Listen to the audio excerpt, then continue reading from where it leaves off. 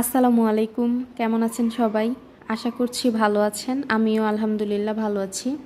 আজকে আপনাদের জন্য একটা ইলিশ মাছের রেসিপি নিয়ে আসলাম। আশা করছি আপনাদের সবাই এই রেসিপিটা ভালো লাগবে, আর অবশ্যই ভালো লাগলে একটা লাইক কমেন্টস করবেন, আর অবশ্যই বাসায় একবার হলেও এইভাবে রান্না করে দেখবেন। আশা করছি আপনারা ইলিশ মাছের ফ্যান হয়ে যাবেন এভাবে রান্না করলে। প্রথমে আমি ইলিশ মাছটাকে ভালো মতো ধুয়ে রেখেছিলাম। এখন হলুদ আর লবণ দিয়ে মাখিয়ে আমি ফ্রাই প্যানে সরিষা তেল দিয়ে ইলিশ মাছটাকে একটু ভেজে নিচ্ছি। ইলিশ মাছটা অনেক বেশি ভাজবো না, মোটামুটি ভেজে নিচ্ছি। ইলিশ মাছ ভাজা হলে মাছের বাকি অংশগুলো এগুলো ভেজে নিলাম ভালো মতো করে।